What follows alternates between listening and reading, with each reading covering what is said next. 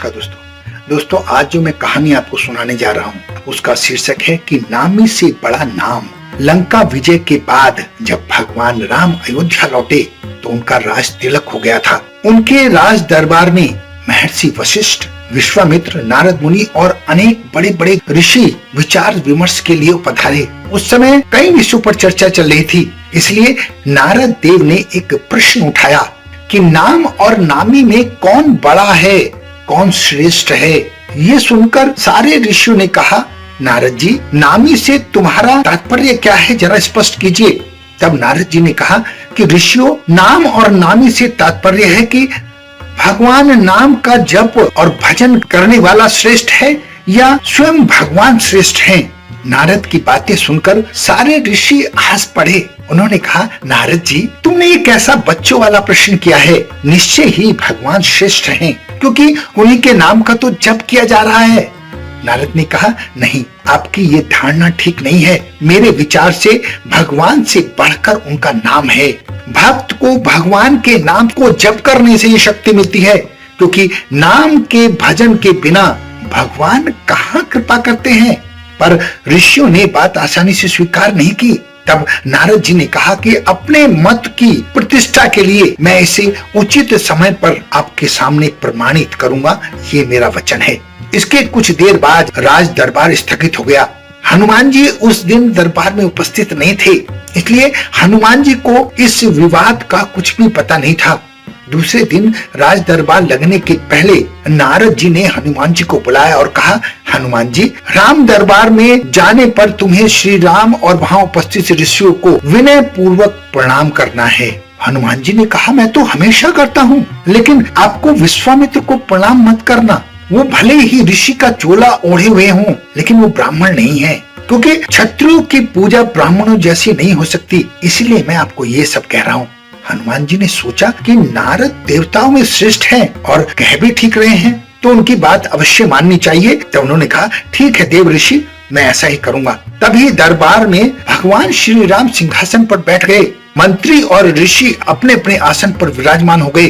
थोड़ी देर में हनुमान जी वहां आए और भगवान श्री राम के चरणों में प्रणाम किया।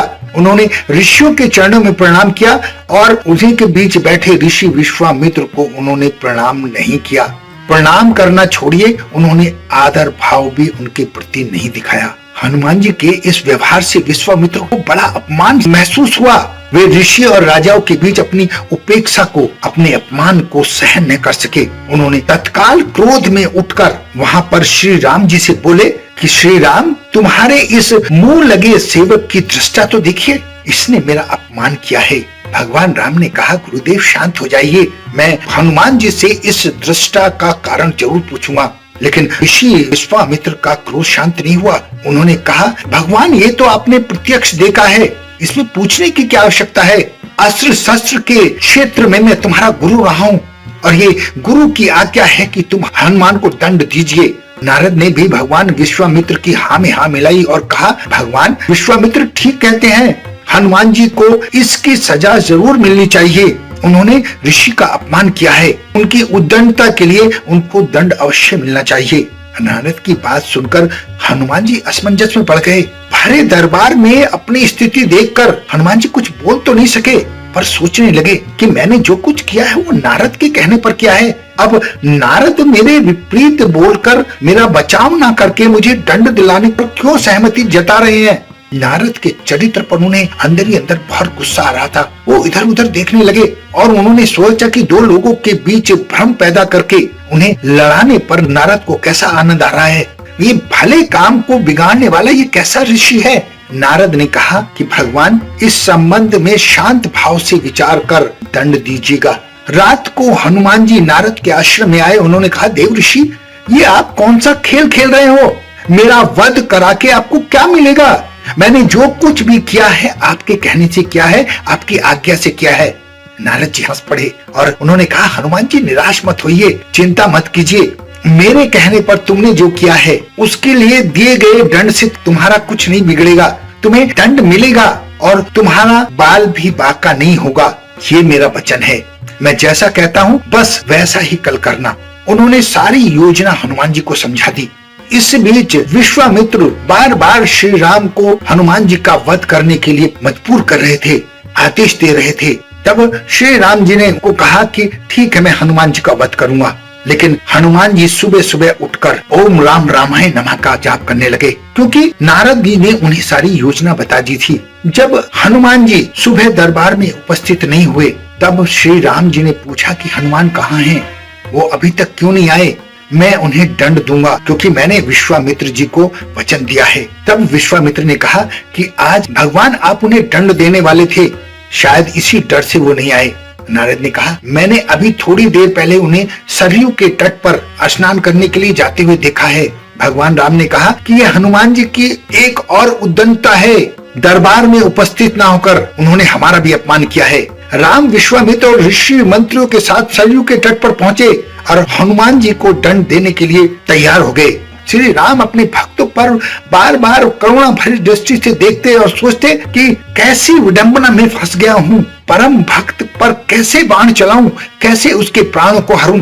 उधर गुरु विश्वामित्र के कोप का डर उन्हें सता रहा था, क्योंकि विश्वामित्र उनके गुरु थे और बार बार वो हनुमान जी को दंड देने के लिए प्रेरित कर रहे थे। गुरु की मर्यादा की रक्षा और हनुमान जी को दंड देने का निश्चय, जो उनका परम भक्त था, भगवान के लिए आसान नहीं था। भगवान श्री राम ने धनुष पर बाण चढ़ाया और हनुमान जी को लक्ष्य करके बाण छोड़ दिया।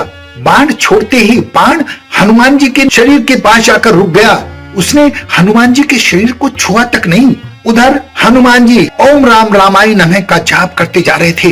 वो मंत्र हनुमान जी के लिए कवच बन गया था। ये देखकर श्री राम को बड़ा आश्चर्य हुआ।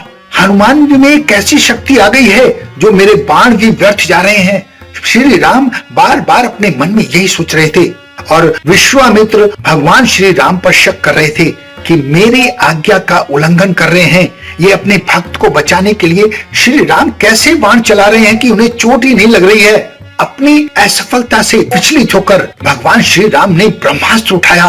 राम ने ब्रह्मास्त्र हाथ में ले लिया तो हाहाकार मच गया। सारे ऋषि मुनि और सारे दरबार के लोग हनुमान जी के अपराध को क्षमा करने के लिए राम जी से प्रार्थना करने लगे और ये मन मन में सोच रहे थे कि अगर ब्रह्मास्त्र श्री राम के हाथ से छूट गया तो हनुमान जी को कोई नहीं बचा पाएगा। सारी पृथ्वी पर सारे लोकों में प्रलय मच जाएगी। ब्रह्मास्त्र की निकली ज्वाला को देखकर ऋषि विश्वामित्र भी डर गए थे। उन्होंने राम को रोकते हुए कहा कि राम, ब्रह्मास्त्र को शांत करके अपने पास रख लीजिए। हनुमान जी की गलती के लिए मैंने उनको क्षमा कर दिया है। यह सुनते ही हनुमान जी को जैसे जीवन दान मिल गया। राम को धर्म संकट से जो मुक्ति मिल गई, उससे सब लोग बड़े प्रसन्न थे, क्योंकि गुरु की आज्ञा का पालन करना था और हनुमान जी को दंड भी देना था। हनुमान जी ने आकर विश्वामित्र से क्षमा मांगी और नारद जी की ओर देखा। नारद भी हंस पड़े। उन्होंने कहा, प्रभु, ये सब करने के लिए हनुमान जी को मैंने कहा था। मैं ये दिखाना चाहता था कि भगवान का नाम भगवान से बड़ा होता है। नाम जपना ही श्रेष्ठ है। हनुमान जी ने इष्ट देव भगवान राम के बीज मंत्र से भगवान की शक्ति क्षीण कर दी थी। इस दुनिया में जो भी प्रभु राम का नाम जपता है, प्रभु अपने नाम जाप की शक्ति के आगे शक्तिहीन हो जाते हैं। इसीलिए तभी से ये कहावत प्रचलित होगी कि राम से बड़ा राम का नाम, यानी नामी से बड़ा नाम होता है।